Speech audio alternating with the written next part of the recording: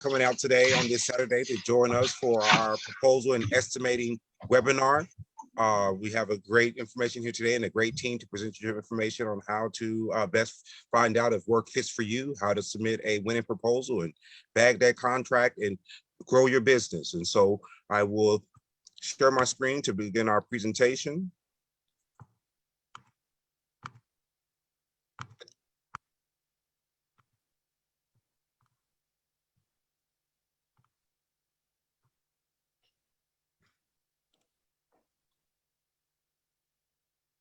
All right, hopefully everyone can see the presentation.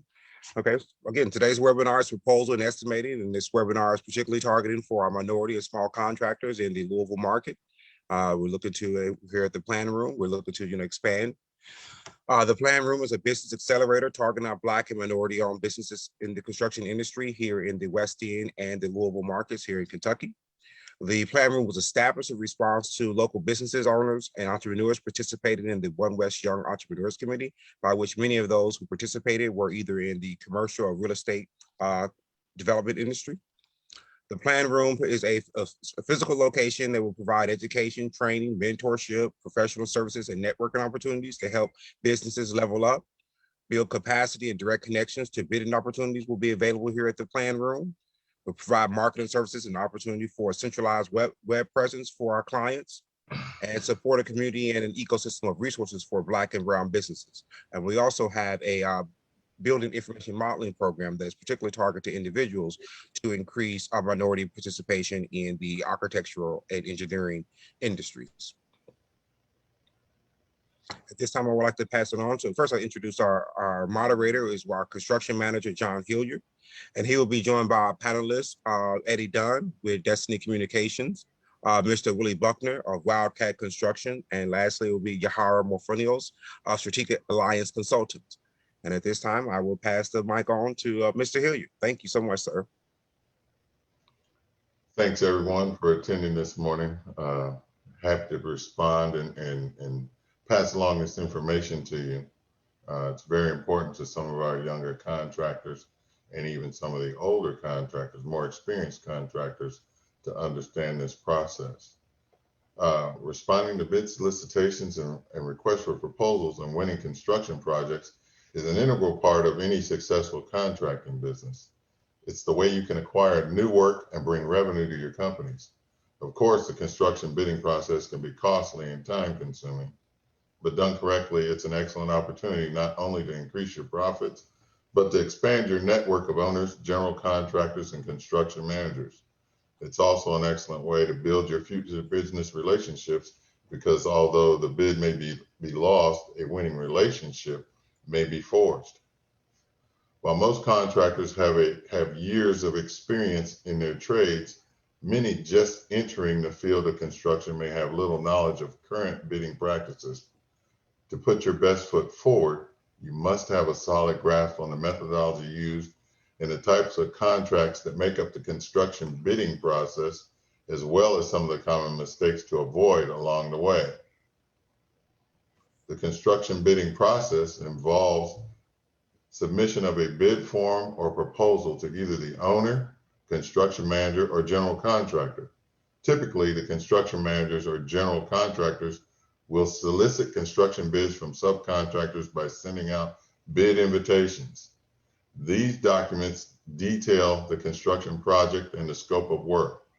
Subcontractors can download the bid documents, review the project information to determine whether or not this project is a good fit, then submit a detailed bid to the general contractor. From that, the general contractor awards the bid to one subcontractor based on the best value, which in many cases is the lowest price, but can include other variables such as past performance on this type of work, bid capacity, and the experience of this type of construction project. To make a long story short, the lowest bid price does not always guarantee that you'll win the project, but in many cases, the general contractor can throw out the low bid and go with a higher number to reduce their risk. Types of contracts that we can use in current construction is there are a few of them, and they're used by the owners to secure contractors to provide a service. This depends on the size of the project and the owner's risk tolerance. We've outlined three of the most common and we'll explain the differences. The firm fixed price contract, or lump sum as it's commonly called, is used in construction projects where the contractor agrees to deliver a finished project for a fixed price. This includes all labor, material, equipment, and second-tier subcontractors needed to complete the agreed-upon scope of work. Furthermore, this contract type introduces more risk to the contractor performing the work because the contractor's costs can fluctuate. As a result, there is less risk to the owner because they can control the cost by using the number provided. However, this transfer of risk comes at a price to the owner in the form of higher pricing at the outset of the project. A cost plus contract. In cost plus contracts, the owner assumes most of the risk because they're designated to pay for the cost of construction, purchases, and other expenses produced from the project. On top of that, a percentage goes to the contractor taking on the construction project. In this type of construction contract, the contractor's risk is minimized because cost overruns, whether direct or indirect, are passed along to the owner. A time and materials contract. The time and materials contract involves the owner literally paying for the time and materials spent on a project. This usually involves the owner and the contractor agreeing upon hourly rates and actual costs that might come up over the course of the project. The owner assumes more of the risk in this situation versus the other contract types like fixed price or cost plus. But to help hedge the risk, most will include a not to exceed clause where the contractor sets a high price that they will not go above without prior approval. This contract type is commonly used when the scope is small or unclear, unclear being unforeseen conditions. There's too much uncertainty to go with a fixed price or a cost plus. When invoicing the actual cost, the contractor generally must provide material costs and labor cost breakout guaranteed to the owner so that there's fair pricing achieved. After all this is considered, there's also the idea of change orders. Once a construction project has been awarded, inevitably the scope of work can change due to budget, design, omissions, or changing current conditions. This process is common in the construction industry and generally requires a formal construction change order. This is accomplished with a change order form created by a project manager and the construction owner. They have to both sign, the contractor has to sign, and all must agree upon the conditions and those items that led to the change. Are there any questions about anything we've discussed so far? Okay, if not, we will move on to the RFP process. We're going to hear from one of our longtime local residents and contractor, Willie Buckner of Wildcat Construction. Willie? Yes. Well, we're going to start with discussing the fact of the request for the proposal of RFPs. These RFPs, a lot of times they come to you and you offer you to bid these projects. But the main thing you want to be concerned with for the first thing is to make sure that you really can actually bid the job, if you actually have the time to do it, or you have the crew or the payroll to actually handle the job. A lot of times people bid these jobs, and if they're not careful, they'll bid them and then realize they don't even have the cash flow to do it. So you have to actually watch and make sure yourself that you schedule these jobs and actually schedule to bid the jobs to where to be beneficial to you. A lot of times the general contractor, he'll give you the invitation to bid it, but the choice is really left up to you. A lot of times we have a tendency to do a lot of jobs out here and get strung out and can't even complete them.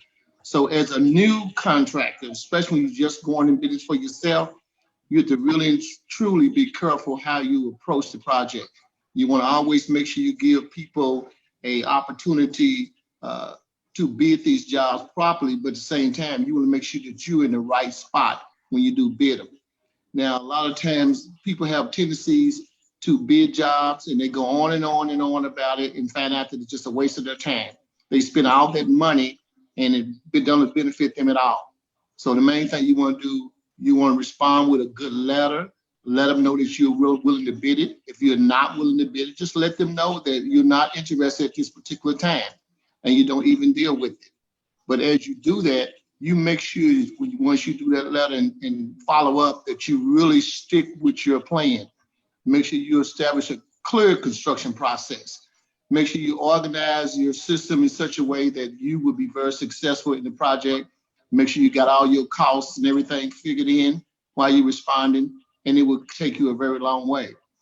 And there's another thing you have to be concerned with. There's so many different ways that you can actually receive invitations to bid. You can actually go with the city of Louisville. They have projects that are out there. You have an opportunity to bid with some of the general contractors doing jobs in that particular area. You also have an opportunity to bid with I Square Foot, which is online. You got another company, several companies out there like I would say Construction Connect, that you can actually bid through them. And once you start doing that, a lot of these general contractors are going to recognize you and knowing exactly what you're capable to do, and you'll be able to actually do these jobs and bid them and be very successful and continue to grow and build you a network of people that can do the jobs with you, and at the same time, general contractors that are willing to work with you and showing them a good work order of how you produce your project. Are there any questions so far? No questions.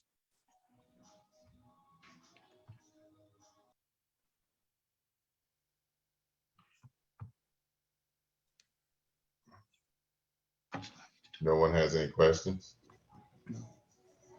Okay. Well, at this time, we'll hear from a longtime Louisvillian and business owner, Eddie Dunn, on the art of preparing the estimate. Good morning.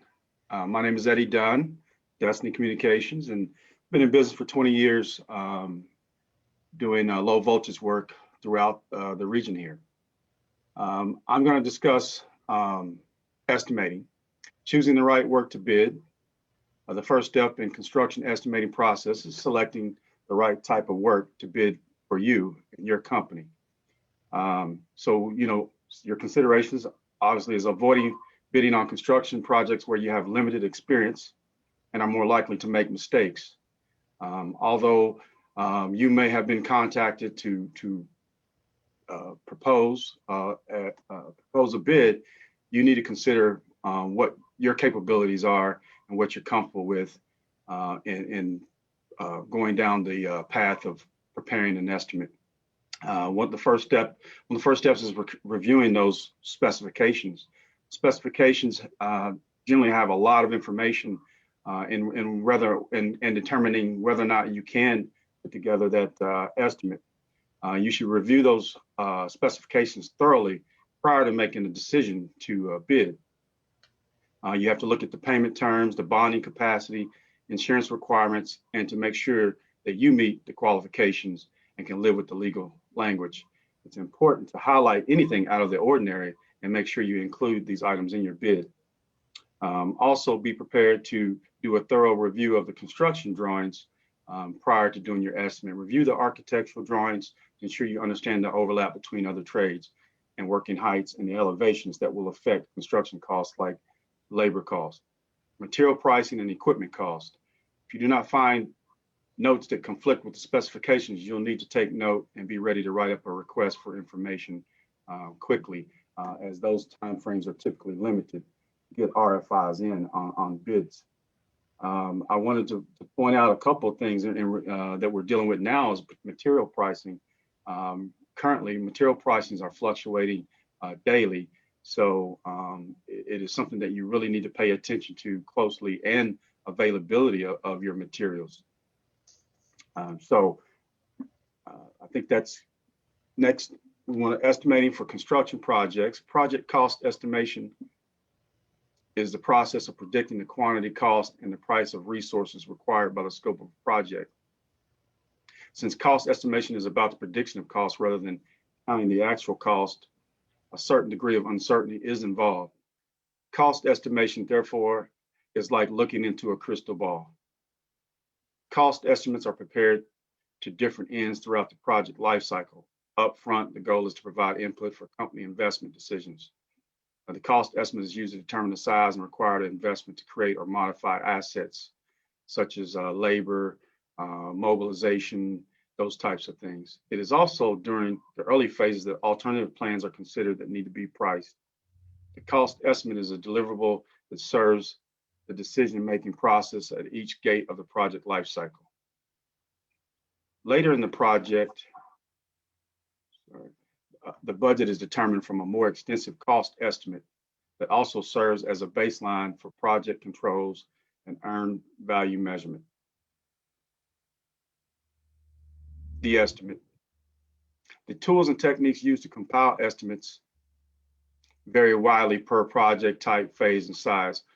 Early on, when the level of scope definition is premature, capacity scaling, parametric, and factor methods may be used.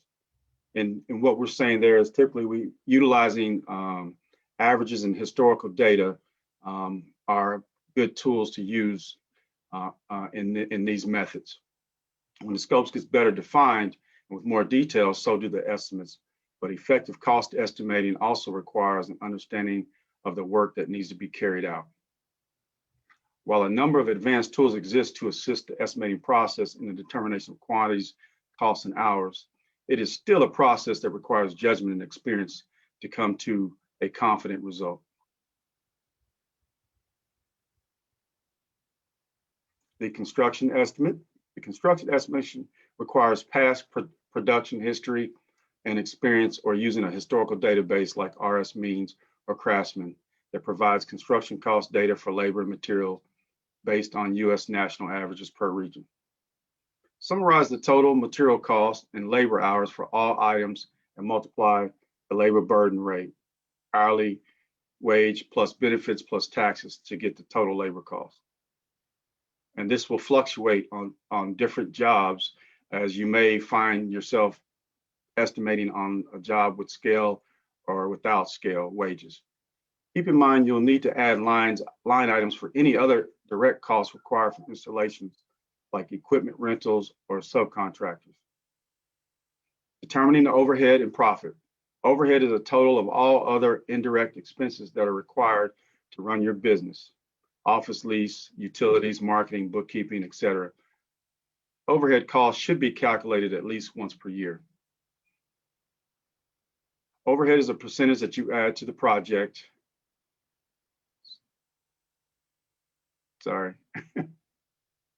That you add to the project cost to land at your project price. These are the key steps to estimate construction projects. Choosing the right work to bid, as mentioned before. Reviewing construction specifications. Reviewing construction drawings.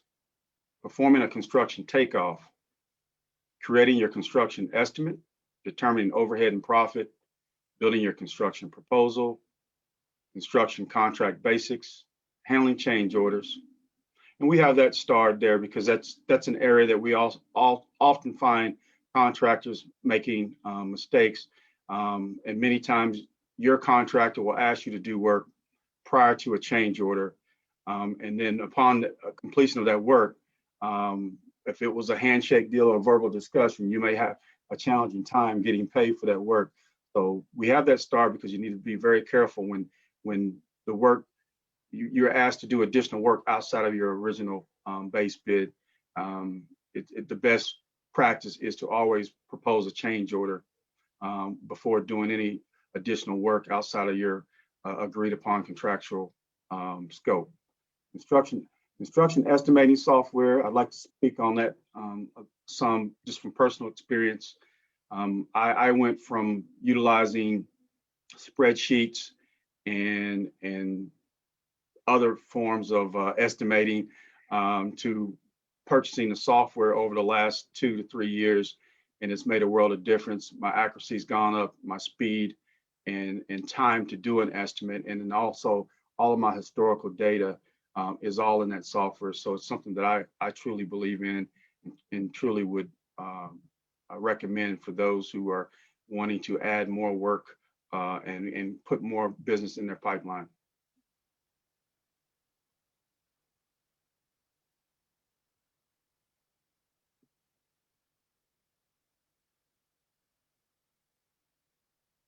Thank you, John.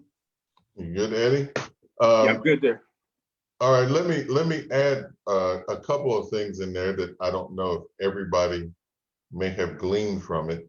But one of the things that continues to plague us is reviewing the construction specifications. As a construction professional today, you have to be able to review a full set of construction documents and ensure that you're working with the most up-to-date version. You have to have the up-to-date version of the specifications. You have to have an up-to-date version of the drawings.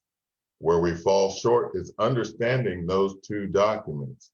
If anybody ever comes across the issue, those are the places where you should seek help and opportunity with the plan room and others in our profession to help you with reviewing specifications and reviewing the drawings. Thank you for talking about the estimate, Eddie. Any questions about that, I'd be happy to help anybody with, or at least lend my sight, my perspective to. So last but not least in our presentation is our business partner, Yajaira Morphonios, who will give some insights on mitigating your risk. Thank you, John, for the introduction. You're welcome.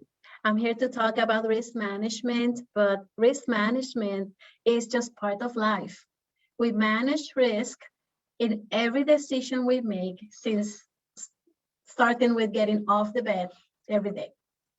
In construction, risk management is an important step to make construction projects more efficient and practical, such that uncertainties should be identified, assessed, and controlled, and constantly reviewed until the end of the project. It is critical for small contractors to establish a risk management policy to provide risk mitigation procedures to eliminate or minimize problems or lessening their impact. In the next slide, we'll discuss the different type of risk. Cost risk. It used to be a problem for long duration projects. Like if I have to bid on a project, the paint on a project that is gonna last 5 years. So that cost, it used to be a big issue.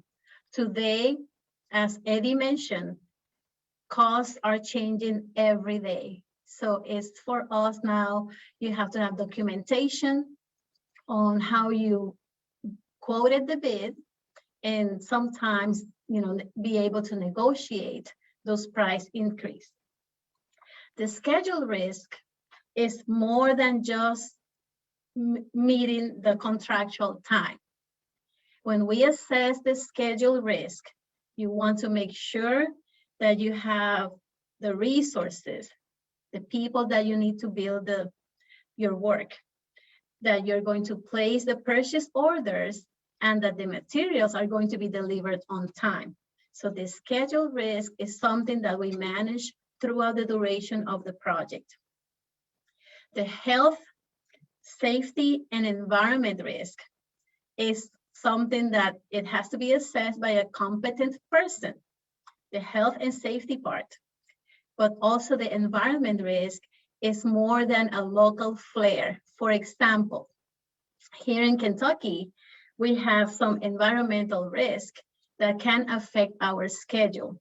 And those are the bat season, the eagle nest season, and also the derby season, where the whole city shuts down for a couple of days.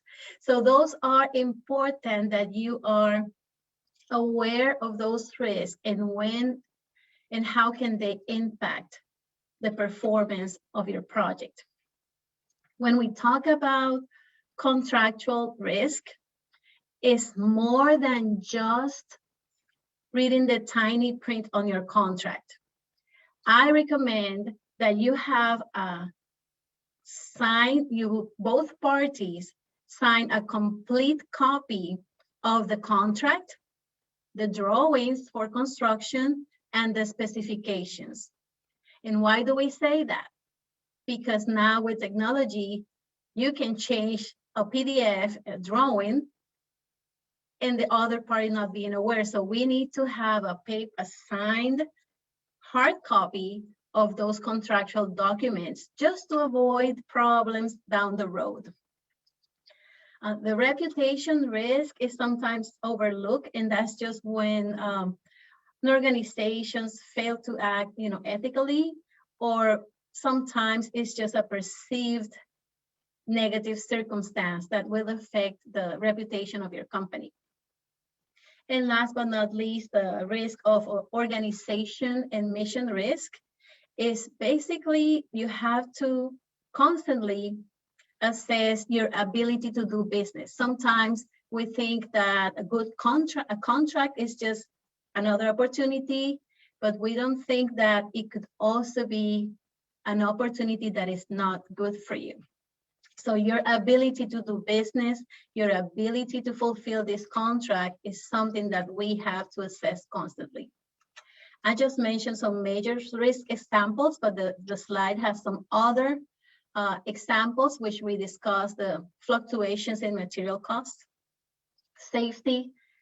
Please, priority number one is safety, and it has to be done by a competent person.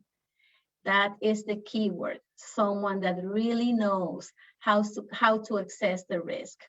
I also want to mention something, and is that sometimes we have employees that speak a different second language. English is not their first language.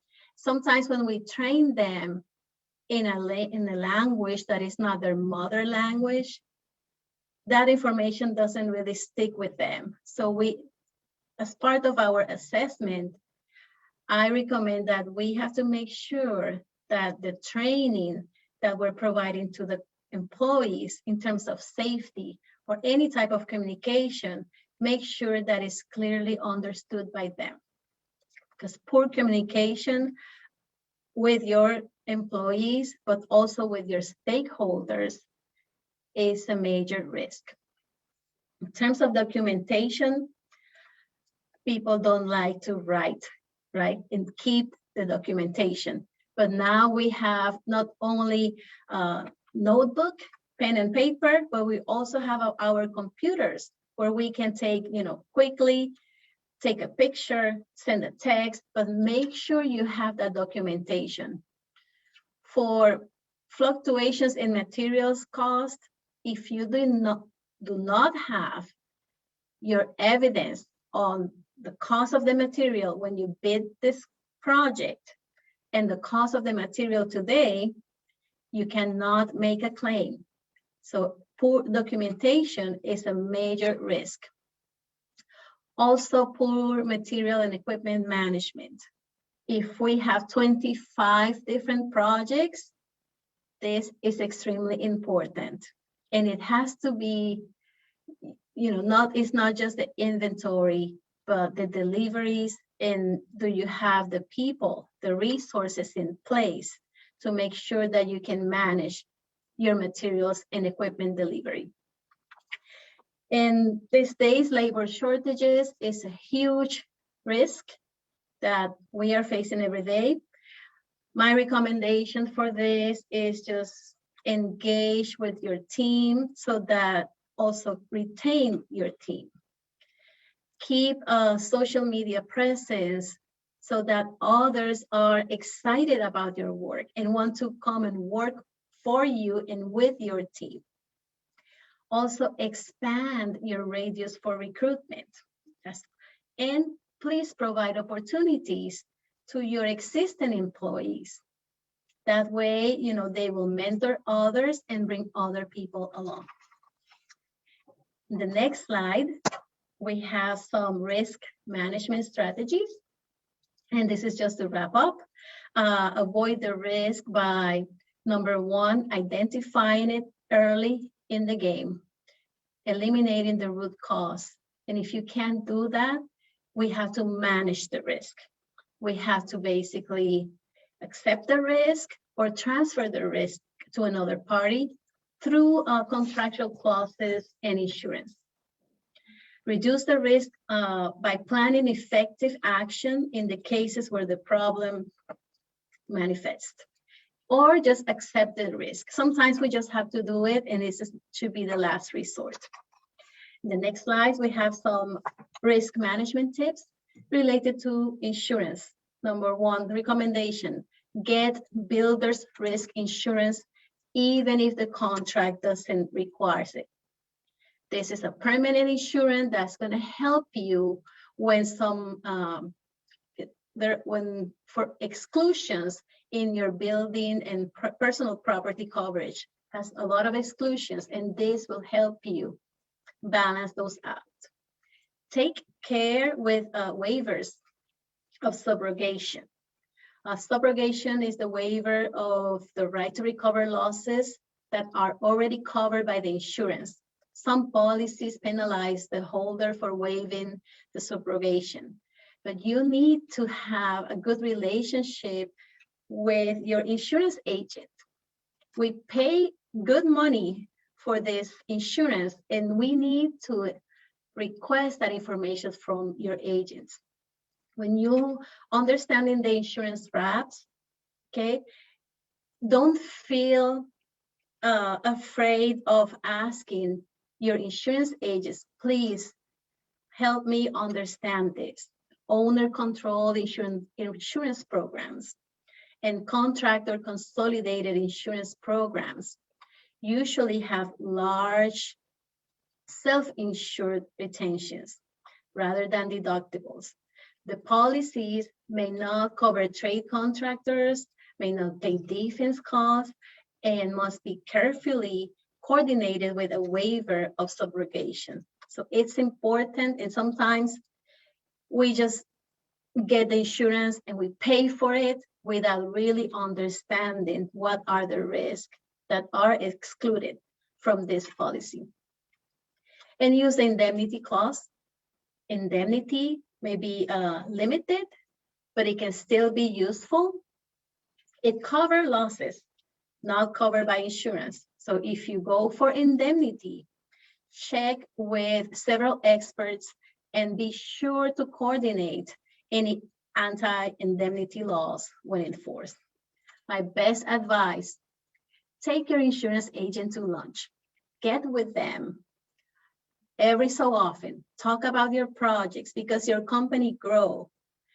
And you have to tell them about what your challenges, what happened on a specific meeting, and keep that conversation going. This is an important consultant in your company. Don't be afraid of asking them questions. And please review your insurance policies at least every 3 years. They will be able not to extend coverage if needed, but also reduce the cost. Okay, and thank you. Strategic Alliance Consultants is a construction management firm. We help construction projects in solving their problems and everyday issues. Please contact us if you need help at 502-931-8774. Thank you. Any questions? No questions at this time, but thank you so much, Ms. Yajaira. I don't know, I don't see any questions via our Facebook Live. Emily, do we have any via chat? Yes, we do. We had one question that came in. I believe this one is for Eddie Dunn. Can you explain your takeoff method? And actually, I believe all of our panelists who are here today could probably give a really good response to that. So we're going to pose that question to all of our panelists as well as our moderator, John Hilliard.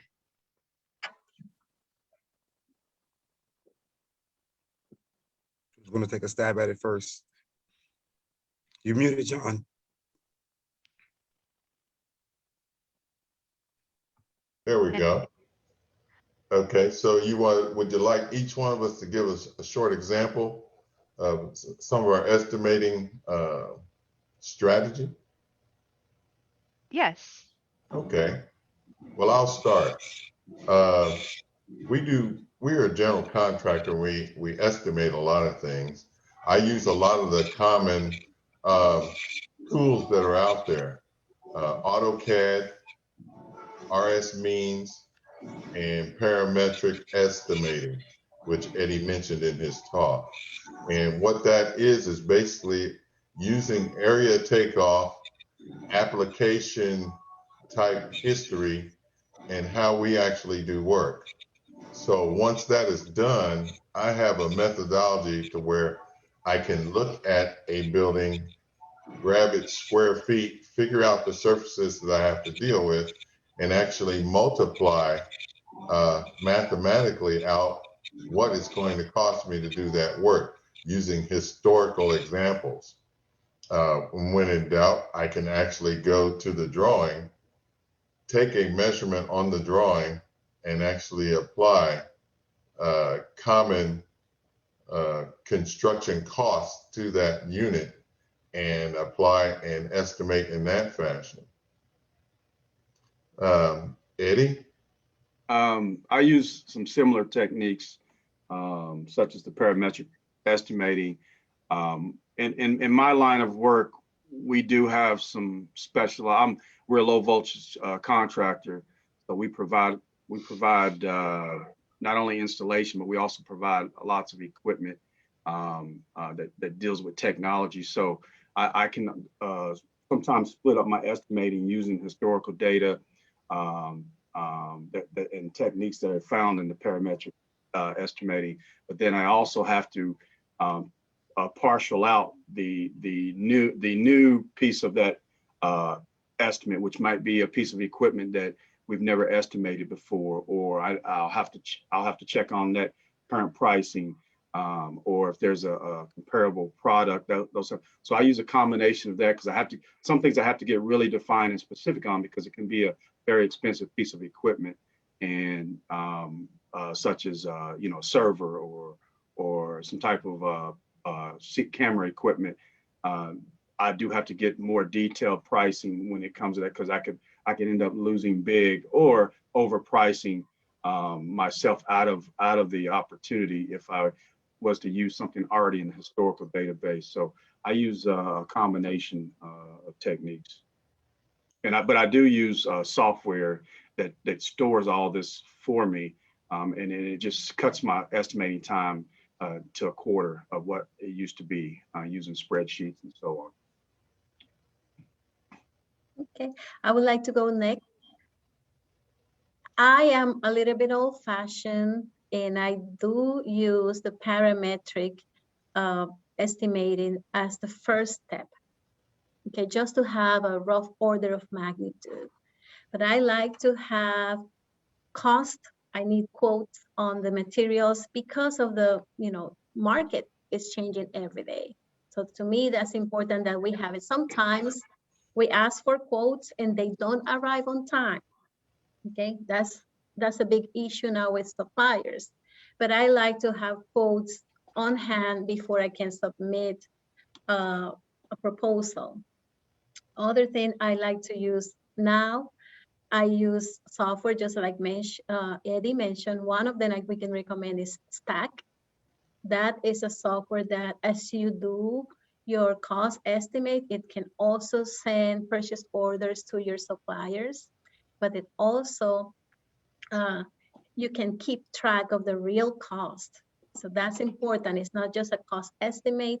That breakdown that you do before the proposal is your baseline to track the project and the cost of the project. And just as John also mentioned, it will be a database for your other projects when you have to do a parametric cost estimate.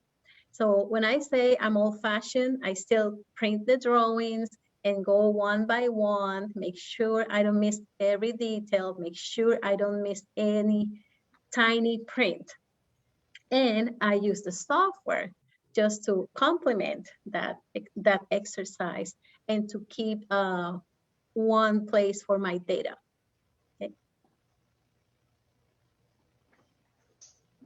Okay.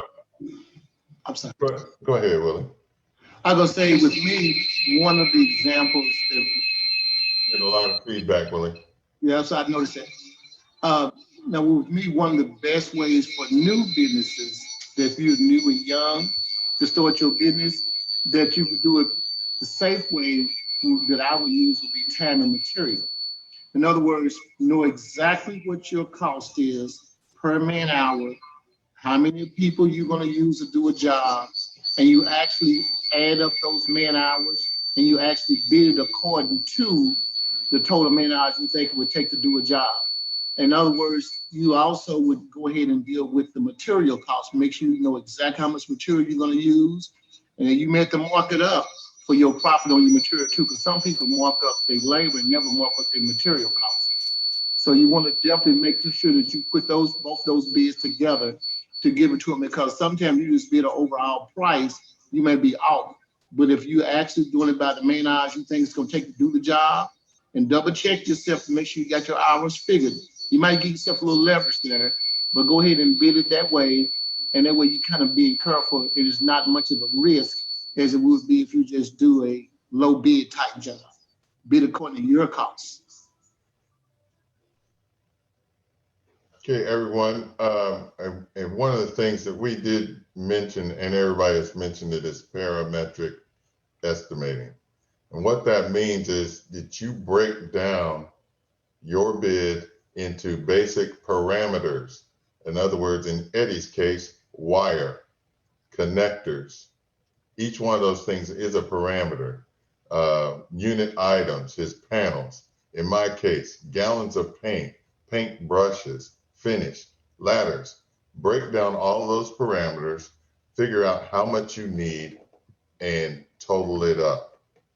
Once you get through with that, then you basically have come up with a parametric estimate. That's all that is. We want to make sure that we don't confuse the issue with the new terms. But I did want to introduce some new terms to you today so that you're hearing what you're going to hear in the workplace. We don't want to go out there and be ambushed by some terminology that appears in our specifications and on our drawings and be unclear. And sometimes that may be one word and we just gloss over it and it costs us a lot of money in the end run. Any other questions for me or anyone else? Yes, we had one other question come in, and a few of the questions that are coming in we're just responding to in the chat. So some questions about the specific softwares that were mentioned for estimating. Esticom and Stack are two that have been recommended by our panelists here. But there was another question about software. So what is the best accounting, budgeting, and cost tracking software to use in this industry? What would you all recommend? Well, I don't, and I'll let everybody answer, but I don't think there is a best. I believe that what you have to do is figure out what the profile of your company is and what you can utilize in the most efficient fashion. I use AutoCAD to give me pictures and links and actually take things from the drawings so that I can see. As far as doing the actual accounting, I actually use QuickBooks. I don't know who else uses that kind of software, but that's what I use. There is, as far as the management of the job, there's Microsoft Project, there's Procore, there is Constructware, there is Expedition, and a suite from Oracle. So there are a lot out there, and those items I mentioned vary from a few $100s up to several $1,000s. And then some of them can be utilized in a monthly sort of seat fashion. So you can get a license for one chair or 3 or 4 chairs, however big your company is. And I'll pass to anyone else who'd like to add in on that. think you mentioned a good variety of them, and they are all good. What's important is what John mentioned, what makes you comfortable, because you have to, be able to quickly manage those and understand those systems. I always like to use the ones that are more like an enterprise project management, which is you're going to manage your whole portfolio of projects rather than just looking at a project individually. I like to see how I'm using the resources of my company, even if I have 25 or 30 projects. But if you have 1 or 2 projects, you may want to start with something that is more simple, like, project management, something that is not too expensive. Like John mentioned, some of them can really cost thousands of dollars. Okay. I like to speak on this. To me, it's an evolving thing for my company as we're maturing. I'm looking for integrated, less keystrokes. So you put the information in once, it moves to the different platforms. So ultimately, that's where I want to end up with the project management, costing, job costing, and being able, not having to go through multiple platforms. So I'm not there yet. So at some point, that's where I want to be, where I enter the data once and it goes through all of those platforms. Let me add one more thing. I don't know, I'm looking at our panel, I'm probably one of the few guys that has been the project manager and the project director at large firms. And so one of the things is if you can find a platform that will go from your estimate to your scheduling software, to your work breakdown structure, to actual finished product, so that you can track your costs from start to finish throughout the project. And as you do the work and you mark your units, the cost that it should cost you versus what you budgeted falls out along the way. There are several pieces of software that do that. And unfortunately, they are the more expensive project suites. But Microsoft Project does offer one, and there are some generic versions of those types of software that you can use that will help you. Anybody has any questions of those, please come into the plan room and I can give you some examples of how that works. Eddie, Yajaira, Willie? I will say, yes, if you want to start small, is the best tool to learn is Microsoft Project. It's easy and you learn the concepts. And as you grow, just like Eddie mentioned, you have to, evolve with, your company has to evolve with your growth. So you can go for an integrated system, which will be, Procore or Primavera P6 is really a comprehensive one. But they are expensive, but they can integrate absolutely everything. Mm-hmm. Your schedule, your costs, purchase orders, in also your resources in terms of labor and equipment, inventory, all those things. All very important considerations for sure.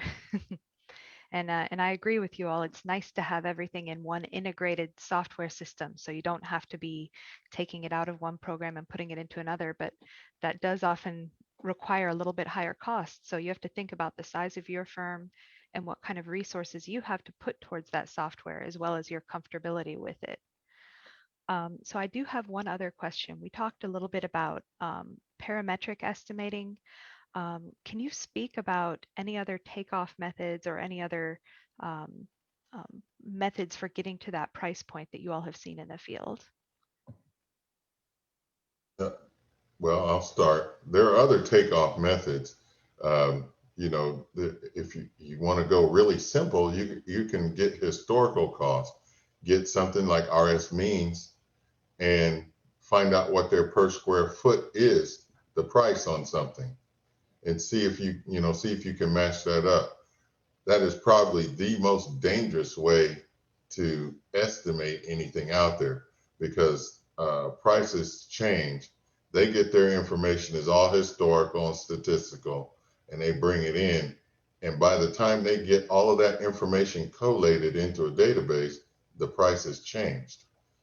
Anybody that bought wood last year at this time realizes that if you try to buy it again today, you're going to be paying 2 to 3 times what you paid last year. These prices are fluctuating due to availability and whatever. So there's, you know, a square foot sort of estimate. Then, like I said, there's using your historical data. I did a hotel of 90,000 square feet. Okay, next week I'm going to do one that's 150,000 square feet. I can mechanically multiply that out, but that might be putting a stick in my own eye, you know, if I do it that way. So we have to be very careful. Eddie, Yajaira, comment? And before we go too much further, we did also have a specific question about this, about estimating for a company, for example, a dump truck company, where they don't have materials, they don't have paint and wire and square footage to consider, but what type of an estimating process would be recommended for a company like that? Oh, one of my sister companies is a dump truck company. And one of the things in that one, you have to think of the cost of your truck, and the truck has costs that exist whether or not you're moving the truck. When it's sitting in the parking lot, it's costing you. So you have the cost of the maintenance, the general overhead of having the truck payment, taxes, and those sort of things. Then you have, every time you move that truck, there is a cost to maintaining that truck, the tires, the oil, the gas, the driver, and those sort of items. Damage due to the load. We have people that take out and bid a job for carrying concrete scrap. Okay, that's fine. You've hauled the scrap, and when you get done at the end of the day, you look and you have $10,000 to $20,000 in damage to your trucks from the material being dumped into the back of your bed, or however it was, however it was carried and handled. So you have to look at each and every item of that job, and that's where the history comes up from. We have to not be afraid of networking. Someone who is in the dump truck business, I would suggest trying to network with another dump truck business and see what kinds of costs and issues that they come up with. One of the issues that I am not familiar with that dump truck business is his insurance and how his insurance goes. Because the insurance costs for professional drivers and companies that use large vehicles is going through the roof. We've had so many problems and accidents. They are really getting hit hard for insurance and liability. And I like to add something simple. There is an app for everything. We're not alone in this world.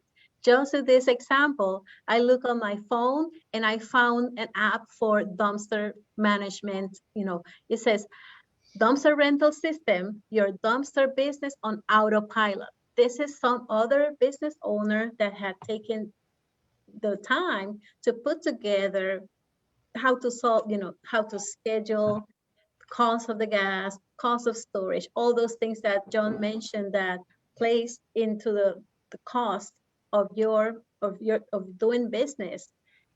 That is already developed. So don't be shy, not only to look up for someone that has a dumpster rental business, but go expand your horizons and look out on the net. There's an app for everything.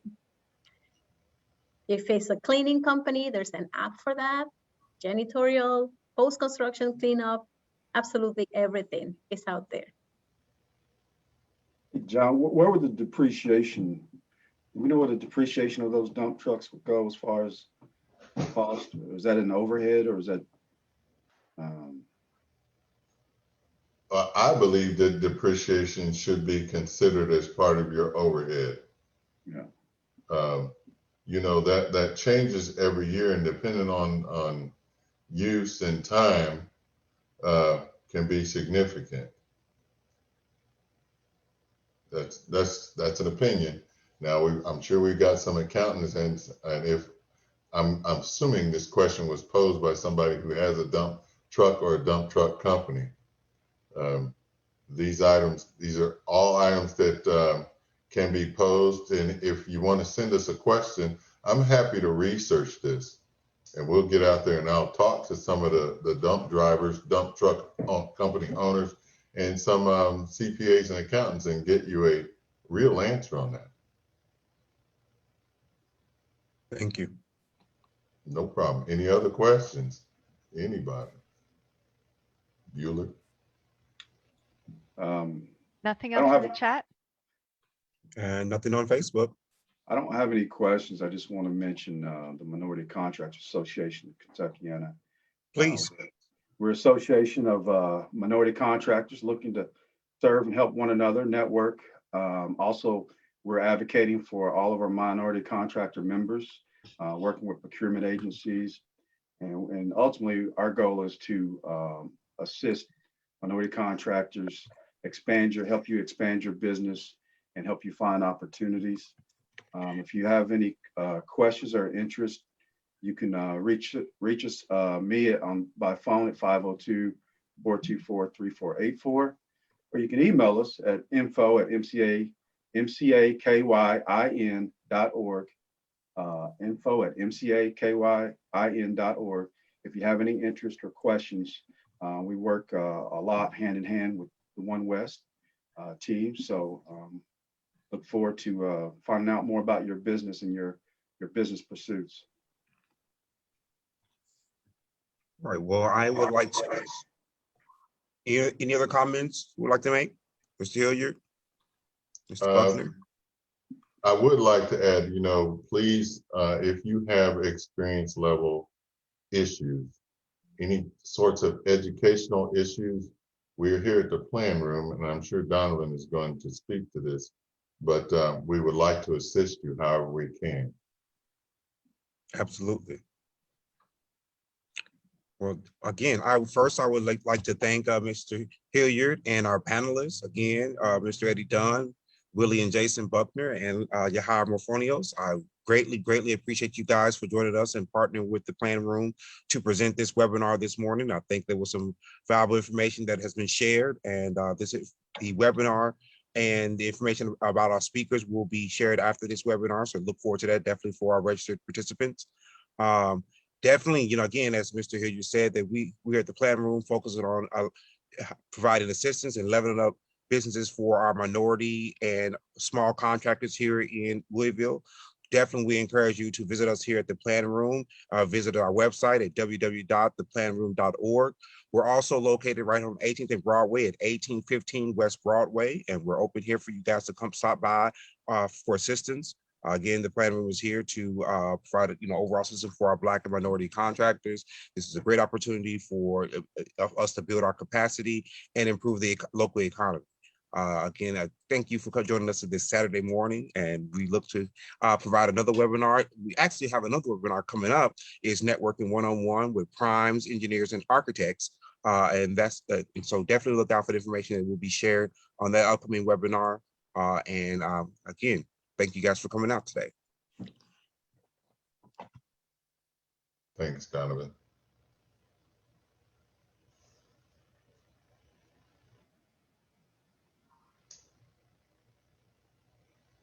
All right. Thank you, everyone. Yes, Thank awesome. you all. Thank you. You know, I lost power in the whole freaking building. Yeah, we saw that you dropped off. I was like, what happened? It's construct the natives or something are building something, and then it shuts down. Like, oh my God. Well, thank you guys so Thank much. you. Great This was job awesome. today. Thank you. Yes, a great job. Thank Thank you. you.